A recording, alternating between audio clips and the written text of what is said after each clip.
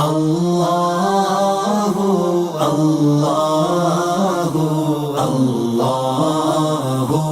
نحمده ونصلي على رسوله الكريم اما بعد فاعوذ بالله من الشيطان الرجيم بسم اللہ الرحمن الرحیم۔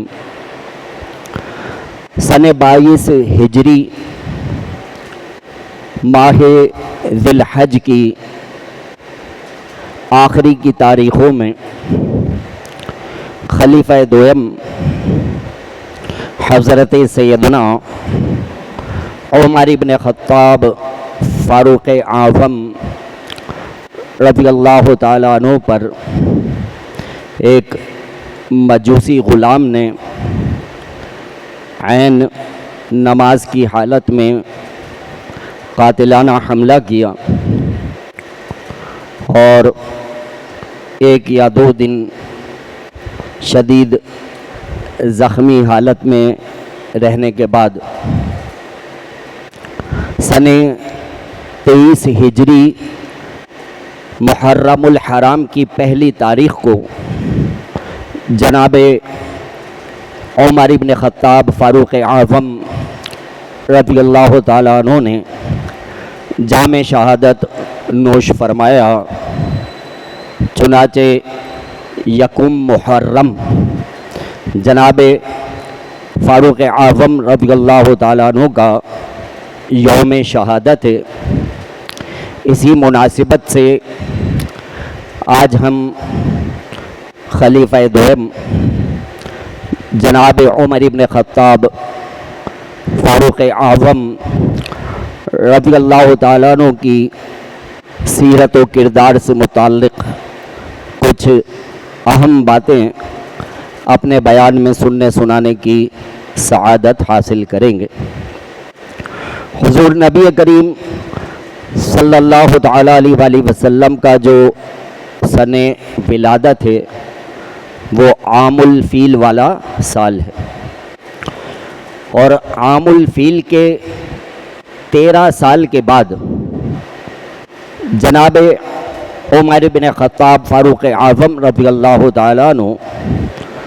قبیلہ قریش کے ایک معزز خاندان میں مکہ مکرمہ میں آپ کی ولادت ہوتی ہے۔ چنانچہ پیارے نبی صلی اللہ تعالیٰ علیہ وآلہ وسلم سے تقریباً 13 سال عمر میں چھوٹے ہیں۔ جناب فاروق اعظم رضی اللہ تعالیٰ عنہ یہ وہ ہستی ہیں کہ جن کے ایمان لانے کے لیے پیارے نبی صلی اللہ تعالیٰ علیہ وآلہ وسلم نے اللہ تبارک و تعالیٰ کی بارگاہ میں دعا فرمائی۔ اس لیے جناب فاروق اعظم رضی اللہ تعالیٰ عنہ کا ایک لقب ہے مدعائے رسول، یعنی رسول کی دعا کے سبب میں جو شخصیت حلقہ بگوش اسلام ہوئی وہ جناب فاروق اعظم رضی اللہ تعالیٰ عنہ ہیں۔ حضور نبی کریم صلی اللہ تعالیٰ علیہ وآلہ وسلم اس طرح سے دعا فرمایا کرتے تھے: اللہم اعز الاسلام بعمر بن الخطاب خاصہ، اے اللہ عمر بن خطاب کے ذریعے بالخصوص اسلام کو عزت عطا فرما۔ چنانچہ پیارے نبی صلی اللہ تعالیٰ علیہ وآلہ وسلم کی یہ دعا قبول ہوئی، اور جناب فاروق اعظم رضی اللہ تعالیٰ عنہ کے دل میں اللہ تبارک و تعالیٰ نے اسلام کی اور پیارے نبی صلی اللہ علیہ وآلہ وسلم کی محبت پیدا فرمائی، اور آپ حلقہ بگوش اسلام ہوئے۔ جناب فاروق اعظم رضی اللہ تعالیٰ عنہ کے اسلام لانے سے پہلے تقریباً 40 مرد صحابہ کرام علیہم رضوان اسلام قبول کر چکے تھے، لیکن آپ کے قبول اسلام سے پہلے کا جو معاملہ ہے وہ بڑا دگرگوں تھا، اور مکہ مکرمہ میں مسلمانوں کو اسلام لانے کی وجہ سے بہت زیادہ ظلم و ستم کا نشانہ بنایا جاتا تھا، اور مسلمان اللہ تبارک و تعالی اور اس کے نبی صلی اللہ تعالی علیہ وسلم کے حکم سے اپنے ایمانوں کو خفیہ رکھا کرتے تھے اور چھپ چھپ کر عبادت کیا کرتے تھے. لیکن جناب عمر ابن خطاب فاروق اعظم رضی اللہ تعالیٰ عنہ یہ وہ ہستی ہیں کہ مکہ مکرمہ میں ان کا ایسا رعب اور دبدبہ تھا کہ جب آپ حلقہ بگوش اسلام ہوئے تو یہ وہ دن تھا کہ جب علل اعلان مسلمانوں نے جا کے خانہ کعبہ میں عبادت کی اور جناب عمر ابن خطاب فاروق اعظم رضی اللہ تعالیٰ عنہ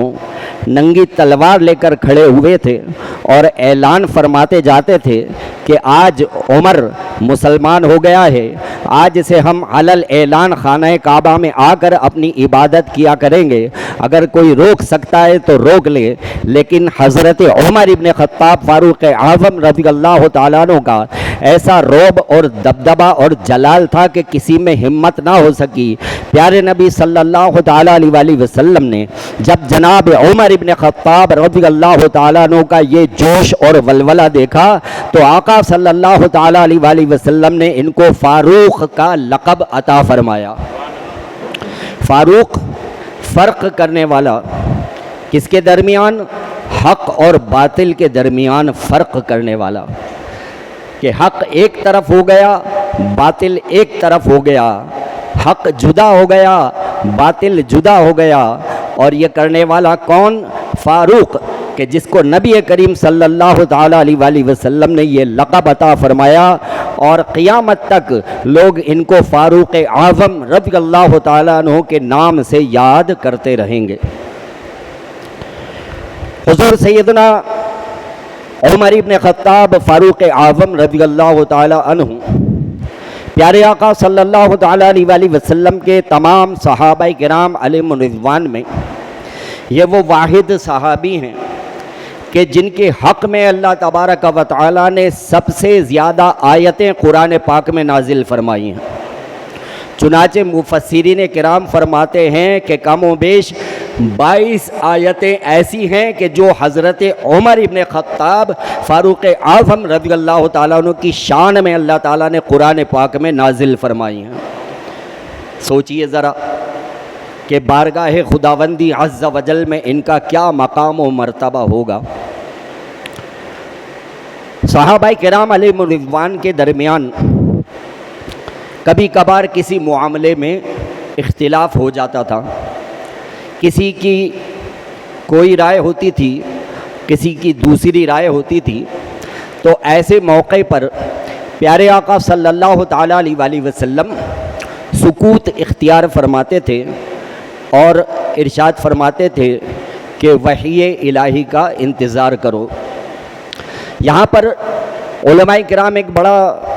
نکتہ جو ہے وہ بیان کرتے ہیں، وہ یہ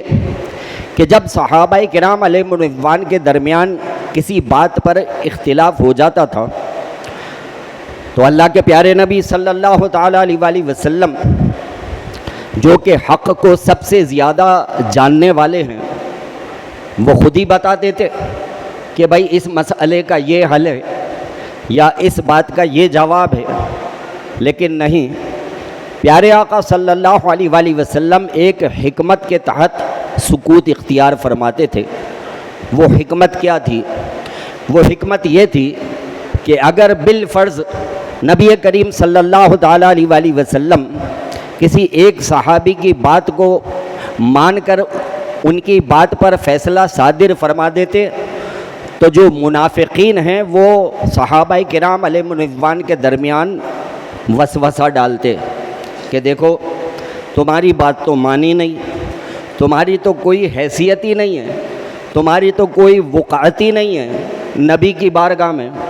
جب بھی بات مانتے ہیں فلاں شخص کی مانتے ہیں اور انہی کی بات پر فیصلہ دیتے ہیں، لہٰذا تمہارا کوئی مقام و مرتبہ نہیں ہے. تو جب منافقین یہ وسوسہ صحابہ کرام علیہم رضوان کے دلوں میں ڈالتے تو آپس میں افتراق پیدا ہو جاتا، آپس میں انتشار پیدا ہو جاتا. تو اس حکمت کی وجہ سے پیارے آقا صلی اللہ علیہ وسلم سکوت اختیار فرماتے تھے اور ارشاد فرماتے تھے کہ اللہ کی طرف سے وحی کا انتظار کرو۔ چنانچہ مفسرین کرام فرماتے ہیں کہ جب کبھی بھی صحابہ کرام علیہم رضوان کے درمیان کسی بات پر اختلاف ہو جاتا اور صحابہ کرام علیہم رضوان میں سے لوگوں کی الگ الگ رائے ہوتی، تو جب بھی وحی الہی نازل ہوتی تھی وہ جناب عمر ابن خطاب کی رائے کے مطابق نازل ہوتی تھی۔ یعنی حضرت عمر ابن خطاب کی جو رائے ہوتی تھی اس رائے کے مطابق اللہ تبارک و تعالی قرآن میں حکم نازل فرماتا تھا۔ اسی لیے پیارے نبی صلی اللہ تعالیٰ علیہ وآلہ وسلم نے ارشاد فرمایا، لو کان بعدی نبی لکان عمر بن الخطاب او کما قال رسول اللہ صلی اللہ علیہ وآلہ وسلم۔ ارشاد فرمایا کہ اگر میرے بعد کوئی نبی ہوتا تو وہ عمر ابن خطاب ہوتا۔ پیارے نبی صلی اللہ علیہ وآلہ وسلم نبی آخر الزمان ہیں، آخری نبی ہیں۔ اب قیامت تک آپ کے بعد کوئی نیا نبی پیدا نہیں ہوگا، یہی عقیدہ ختم نبوت ہے۔ لیکن نبی کریم صلی اللہ تعالیٰ علیہ وآلہ وسلم نے ایک شان میں یہ بات ارشاد فرمائی کہ بالفرض اگر میرے بعد اگر کوئی نبی ہوتا نا تو وہ عمر ابن خطاب ہوتا، کہ آپ کی اتنی صائب رائے تھی اور اتنی آپ واضح بات ارشاد فرمایا کرتے تھے کہ قرآن پاک کی جو آیت مبارکہ نازل ہوتی تھی وہ ان کی رائے جس طرف ہوتی تھی رب کریم اسی طرف قرآن کی آیت کو نازل فرماتا تھا۔ اب غور فرمائیے کہ ان کا اللہ عز و جل اور اس کے رسول صلی اللہ علیہ وآلہ وسلم کی بارگاہ میں کیا مقام اور مرتبہ ہوگا۔ حضرت عائشہ صدیقہ رضی اللہ تعالی عنہا روایت کرتی ہیں کہ نبی کریم صلی اللہ تعالی علیہ وآلہ وسلم نے ارشاد فرمایا، انی لانظر الی شیاطین الجن والانس قد فروا من عمر او کما قال رسول اللہ صلی اللہ تعالی علیہ وآلہ وسلم۔ ارشاد فرماتے ہیں کہ میں بلا شبہ نگاہ نبوت سے دیکھ رہا ہوں کہ جنات کے شیطان اور انسانوں کے شیطان یہ دونوں میرے عمر کے خوف سے بھاگتے ہیں۔ سبحان اللہ۔ حضرت عمر ابن خطاب فاروق اعظم رضی اللہ تعالیٰ عنہ کے نام مبارک کا ایسا روب اور دبدبہ اور ایسا جلال ہے کہ جناب عمر کے نام سے جو جنات کے اندر شیاطین ہیں وہ بھی بھاگتے ہیں، اور یہاں یہ پتہ چلا کہ انسانوں میں بھی شیطان ہوتے ہیں۔ فرمایا کہ جو انسانوں کے شیطان ہیں وہ بھی عمر کے نام سے بھاگتے ہیں، تو جو جناب عمر رضی اللہ تعالیٰ عنہ کے نام سے محبت رکھتا ہے، جو ان کی شان کو مانتا ہے، جو ان کے نام کو اپنے آنکھوں میں اپنے دل کو بساتا ہے وہ ایمان والا ہے، اور جو ان کے نام سے جلتا ہے وہ انسان نہیں ہے بلکہ شیطان ہے۔ فرمایا ان کے نام سے شیطان بھاگتے ہیں۔ تو ہم تو یہی دیکھتے ہیں واقعی کہ جو انسانوں کے اندر انسان نما شیطان ہیں، جناب عمر ابن خطاب فاروق اعظم رضی اللہ تعالیٰ عنہ کا نام لے لو تو بس ایسی آگ لگتی ہے کہ بھاگنے کے علاوہ اور کوئی راستہ ان کو نظر نہیں آتا۔ اسی طرح ایک اور حدیث پاک میں حضرت سیدنا ابو سعید خدری رضی اللہ تعالیٰ عنہ روایت کرتے ہیں کہ نبی کریم صلی اللہ تعالیٰ علیہ وآلہ وسلم نے ارشاد فرمایا، من ابغض عمر فقد ابغضنی ومن احب عمر فقد احبنی او کما قال رسول اللہ صلی اللہ علیہ وآلہ وسلم۔ پیارے آقا ارشاد فرماتے ہیں کہ جس شخص نے عمر سے بغض رکھا تو دراصل اس نے مجھ سے بغض رکھا، اور جس نے عمر سے محبت کی تو در حقیقت اس نے مجھ سے ہی محبت کی۔ سبحان اللہ۔ پیارے آقا صلی اللہ علیہ وآلہ وسلم جناب عمر ابن خطاب فاروق اعظم رضی اللہ تعالیٰ عنہ سے ایسی والہانہ محبت فرمایا کرتے تھے کہ ارشاد فرما دیا کہ جو عمر کا دشمن ہے وہ میرا بھی دشمن ہے، اور جو عمر کا دوست ہے وہ میرا بھی دوست ہے۔ جو عمر سے دشمنی رکھنے والا ہے در حقیقت وہ مجھ سے دشمنی رکھنے والا ہے، اور جو عمر سے محبت رکھنے والا ہے در حقیقت وہ مجھ سے ہی محبت رکھنے والا ہے۔ تو خوش نصیب ہیں وہ لوگ کہ جو صحابہ کرام علیہم الرضوان میں سب کی عزت کرتے ہیں اور سب کو اپنی سر آنکھوں پر بٹھاتے ہیں۔ یہی وجہ ہے کہ ہمارے شیخ طریقت نے ہم کو یہ عقیدہ سکھایا ہے اور یہ نعرہ بتایا ہے کہ ہر صحابی نبی جنتی جنتی، ہر صحابی نبی جنتی جنتی۔ تو یہ عقیدہ اپنا بنائیں کہ پیارے نبی صلی اللہ تعالیٰ علیہ وآلہ وسلم کا ہر صحابی قطعی جنتی ہے، لیکن وہ خوش نصیب کہ جن کا نام لے لے کر پیارے آقا صلی اللہ تعالیٰ علیہ وآلہ وسلم نے ارشاد فرمایا کہ یہ میرے ساتھ جنت میں ہوگا، وہ عشرہ مبشرہ 10 صحابہ کرام علیہم الرضوان، ان میں دوسرا نمبر جناب عمر ابن خطاب کا ہے۔ تو جناب عمر ابن خطاب فاروق اعظم رضی اللہ تعالیٰ عنہ یہ وہ ہستی ہیں کہ ان کا نام لے کر پیارے آقا صلی اللہ تعالیٰ علیہ وآلہ وسلم نے ان کو جنت کی بشارت عطا فرمائی، اور ان کو ایک یہ سعادت بھی حاصل ہے کہ ان کی پیاری بیٹی حضرت بی بی حفصہ رضی اللہ تعالیٰ عنہا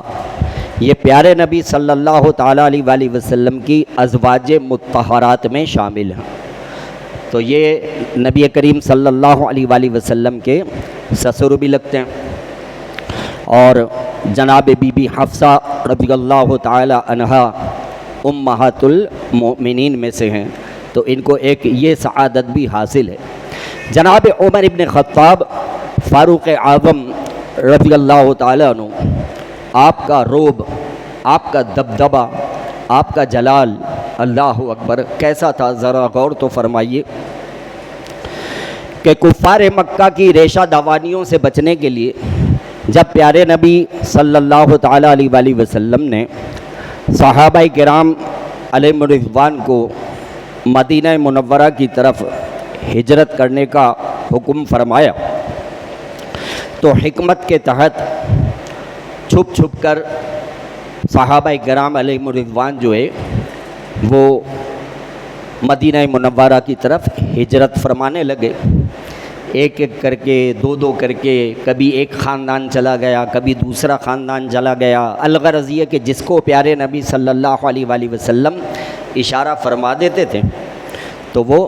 مدینہ کی طرف ہجرت کر جاتا تھا۔ اور جب باری آئی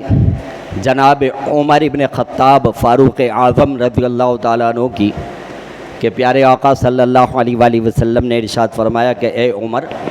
اب تمہاری باری ہے، اب تم ہجرت کرو اور ہجرت کر کے مدینہ منورہ جاؤ۔ تو دیگر جتنے تھے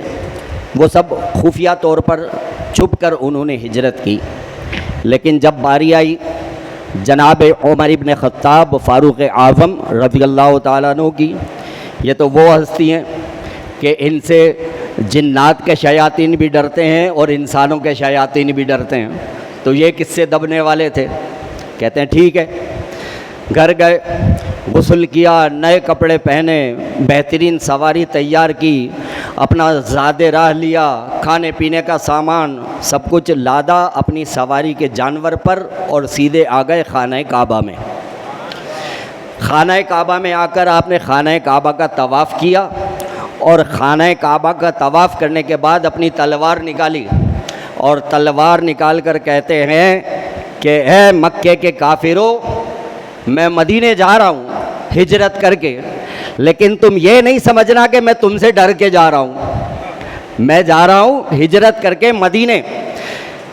تم یہ نہ سمجھنا کہ میں تم سے ڈر کے جا رہا ہوں، مجھے اللہ اور اس کے رسول کا حکم ہے اس لیے جا رہا ہوں، اور خدا کی قسم اگر اللہ اور اس کا رسول مجھے حکم نہ دیتا تو آخر دم تک میں تمہارا مکے میں مقابلہ کرتا۔ کہتے ہیں آخری دم تک تمہارا مقابلہ کرتا میں مکے میں، لیکن میں تم سے ڈر کے نہیں جا رہا ہوں، اللہ اور اس کے رسول کا حکم ہے اس لیے جا رہا ہوں۔ تلوار ہاتھ میں تھی اور کہتے ہیں کہ جس میں ہمت ہو مجھے روک لے۔ اب سواری پہ سوار ہوئے، ہاتھ میں تلوار ہے، اور اس شان سے یہ ہجرت کر کے مدینے جا رہے ہیں، اور مکے کے کافروں میں سے کسی میں اتنی ہمت نہیں ہے کہ ان کے سامنے آ جائے۔ کون ہے یہ وہ ہیں کہ جن سے جنات کے شیاطین بھی ڈرتے ہیں اور انسانوں کے شیاطین بھی ڈرتے ہیں۔ اللہ تعالیٰ نے ان کو ایسا رعب اور دبدبا عطا فرمایا ہے۔ حضرت عمر ابن خطاب فاروق اعظم رضی اللہ تعالیٰ عنہ، آپ کے دور خلافت میں آدھی سے زیادہ دنیا پر مسلمانوں کی حکومت قائم ہو چکی تھی۔ غور فرمائیے، آدھی سے زیادہ دنیا پر مسلمانوں کی حکومت قائم ہو چکی تھی، اور آپ کی خلافت جو ہے اس کا وہاں پر سکہ چلتا تھا۔ ایک انگریز مورخ لکھتا ہے کہ اگر اسلام میں کوئی دوسرا عمر پیدا ہو جاتا نا تو ساری دنیا سے کفر کا خاتمہ ہو جاتا، ساری دنیا پر اسلام کی حکومت قائم ہو جاتی۔ کہتا ہے ساری دنیا پر اسلام کی حکومت قائم ہو جاتی، اس دنیا سے کفر کا ہی خاتمہ ہو جاتا۔ تو جناب عمر ابن خطاب فاروق اعظم رضی اللہ تعالیٰ عنہ کی یہ شان ہے۔ رب کریم سے دعا ہے کہ ہمیں جناب فاروق اعظم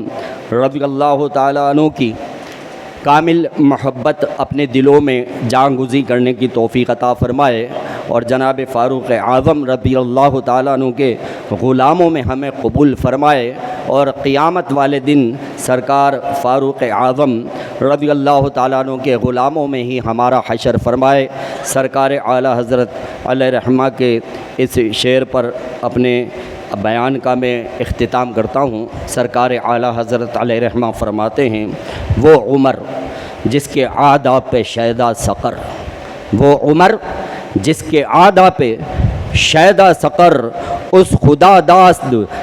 خدا دوست حضرت پہ لاکھوں سلام، ترجمان نبی ہم زبان نبی، جان شان عدالت پہ لاکھوں سلام۔ وآخر دعوانا ان الحمد للہ رب العالمین۔ اگر آپ کو یہ ویڈیو پسند آئی ہو تو اس ویڈیو کو لائک کریں، کامنٹس کریں، شیئر کریں، اور میرے اس چینل کو سبسکرائب کریں۔ جزاک اللہ خیر۔